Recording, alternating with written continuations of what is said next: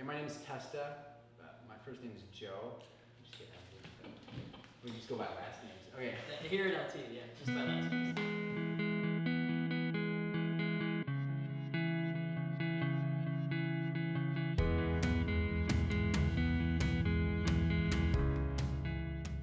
I'm Joe Testa. I'm one of the directors here of Adirondack LT, and giving you an update about the summer. I think it's been a really good summer. We've had a lot of really encouraging things happen. We had 5 people get baptized this summer, 3 different baptism services. And so that was really encouraging. Some of those people have become Christians over the last couple of years, people we've ministered to out here. Yeah. I'm Gentz. I'm the other director here at LT and from Western Michigan University with H2O.church. And yeah, we've had some challenges, but even as we were coming into the summer, knowing that we have to navigate COVID and all these different things, it just seemed worth it to pursue LT this summer. And after missing last summer, we're definitely seeing the benefit of getting people together, of worshiping and pursuing God together, and seeing just young people grow a lot in their faith.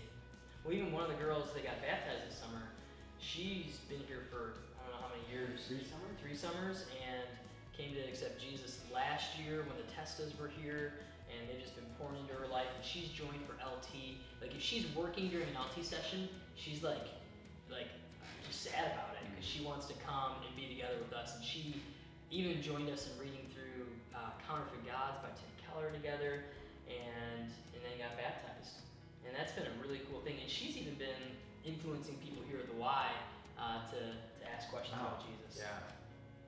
Yeah, and even just talking about the counterfeit gods, that even kind of ties in a little bit with one of our themes for the summer. We really wanted to elevate Jesus as a main theme for the summer, and then we looked at this book by Keller on counterfeit gods just to explore where in our lives might we be less focused on Jesus. And so I think it's been good. I think it's challenged a lot of students. I think it's been unnerving for many early on in the summer, and then as we've kind of been processing with them, I think it's been a great book to just walk through along with the Word. It's been exciting to see students definitely take a lot of steps of faith this summer, and even over these next couple weeks, I've even heard people hoping to share their faith as LT wraps up. But even as we kind of get to the end, I see a lot of just beautiful relationship between people, between all 5 of the campuses represented here. And I know one guy even from our school is just grateful to see what Christian community looks like. So as people are even heading back to the fall, I'm seeing like this togetherness that maybe people haven't had in the church before. And then also not just togetherness as a church community, but a togetherness in mission, togetherness in worship and seeking Christ together and being open with their lives. And even as people go back to the fall, I think that's just going to continue wherever they're going, whether it's Virginia Tech or Michigan State or Western Michigan. And I'm excited about that. And also people have just been stepping into leadership too.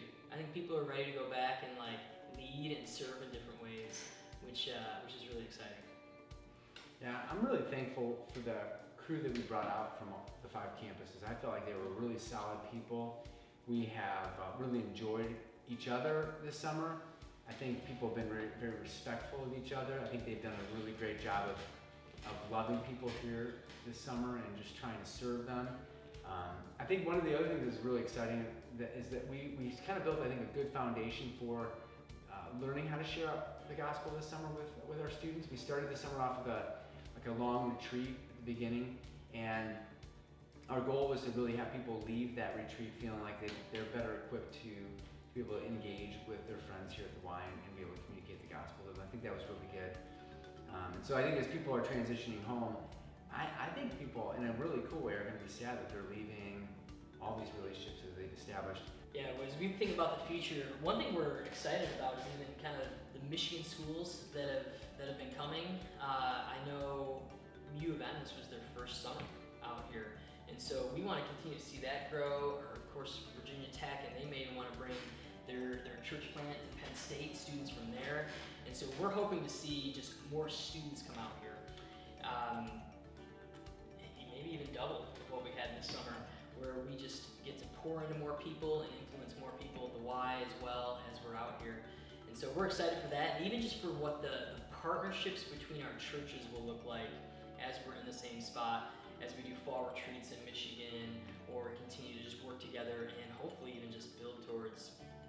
recruiting for staff and church plants as well? I think the other idea of the future would be that we're working on even better housing for staff out here.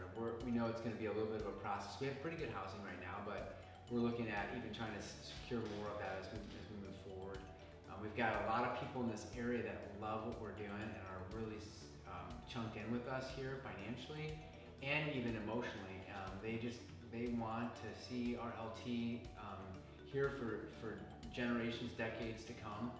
And I think a lot of that is because of the way that God's used the students here and the staff just to establish a different culture here, one that's filled with grace, but yet at the same time there's a sense of something's very different because of Jesus in us. I've definitely noticed here as students have come to LT and been here and experienced some of the things we're doing, that people are just hungry for Jesus, hungry to be together. And as I think about what we do, it just reminds me that it matters. Like, we've had students here who are sharing hard things from their lives about stuff back home or addictions they have, and they're coming together and getting to hear the gospel and experiencing greater freedom and healing in that. And I just think that's what we get to do day to day. And so as we're all on campus this fall, maybe not sure exactly what it's going to look like, we know we're meeting people and inviting them into that. And so as you guys, wherever you're going to be at on your campus, it just matters. You're going to meet that student. I know there was a student here who I met 2 years ago in the dining hall. I just sat down with him. And he's here this summer, growing a ton in his faith, and that all came because he got involved at our church at a fall kickoff because I ate lunch with him once. And God's going to use him this coming semester to lead a small group. And so where you guys are at, what you're doing matters, and it's making an impact in people's lives. And I would add to that just the idea that this past year, with all of the restrictions that we had to walk through, we found out how valuable it was just to be together. And we weren't producing, we were just living together. And I think we got to continue that out here. And I think it helps us to even be a little bit less focused on maybe production or what we're doing, as opposed to just the idea of like walking with Jesus and being together. God is doing something in people's lives. And so I think out here we've sensed that too. Like Gentz mentioned, people are hungry. They're desperate for relationships. And so that's a key way that we can give, is just by being connected with other people and looking for that person maybe that's not connected, not doing all that well, and just be a friend. So if we can do that, I think we're going to see God's kingdom move forward in leaps and bounds.